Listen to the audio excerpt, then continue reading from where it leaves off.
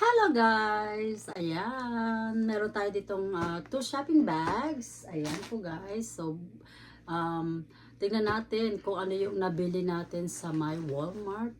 And, nakagastos tayo ng $107. So, tingnan natin kung ano yung mga nabili natin. Tara!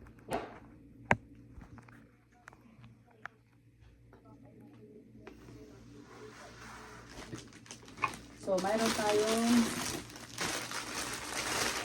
Pancit Canton. Pancit Canton. So, ayan. Itong Pancit Canton. Bumili ako ng nakita ko. Makabili tayo ng so, ito worth so, mga 120. Ito, coffee ko kasi parang minsan gusto kong magkape ng ganito. So, $8. So, $8, mga 320 pesos. Yan. And, napkin. Ang ating napkin. Kasi kailangan natin yan kasi minsan, alam mo na, pag nasobrang tayo sa tawa, minsan napapaihi tayo. So, meron tayong magic sarap. Then, bili tayo ng dalawang cheese. Ayan guys.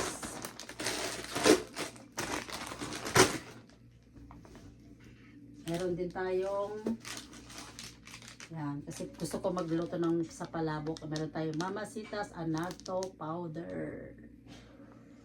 Annatto powder.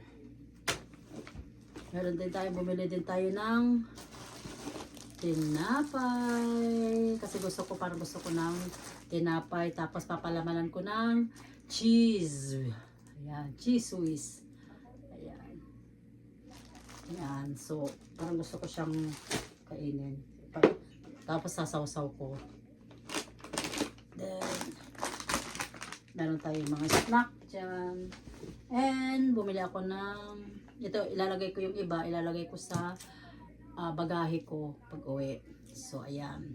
Meron tayong bumili tayo ng maliliit na Nutella. So, bumili ako ng 8 peraso. 1, 2, 3, 4, 5, 6,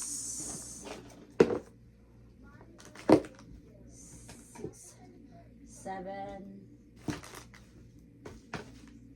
8. So, ayan guys. Tapos, bumili tayo ng, mayroon tayo pagbibigyan nito. Ayan. Favorite color na red. Pasalubong. And then, bumili ako ng ilagay ko sa bag ko kasi lagi akong nagugutom. Oreo. So, mga maliliit lang to. Para madali. Kasi lagi akong gutumin pag umuwi. Then, bumili ako ng parang stand, tripod. Kasi naiwan ko yung tripod. So, saan ko naiwan, di ko alam. So, bumili ako ng tripod. Pero $5 lang to. So, parang 200 pesos. Yan. And secret. Secret. Secret kung kanino ipapadala ito. Diba? Pasalubong ko. Ayan. Tapos bumili ako ng mousepad kasi yung ano ko hindi ko maigalaw yung mouse ko pag nagagamit ako. Ayan. Then yung ano ng cellphone para hindi madulas, sasakyan. Ayan. Tapos batteries. And bumili ako ng chocolates, pampasalubong, ayan, or isasama natin sa mga pa-price yung iba, isang peraso, isang grocery, ayan. So, ayan tayo guys. So, meron tayong 15 peraso, ayan. Pag ulit, bibili ulit tayo ng mga ano. So, ito guys, ito yung mga pinamili natin. Yung so 15 piraso. Ito na chocolate. Ay, dark chocolate. Tapos milk chocolate. And white chocolate. So, ayan guys.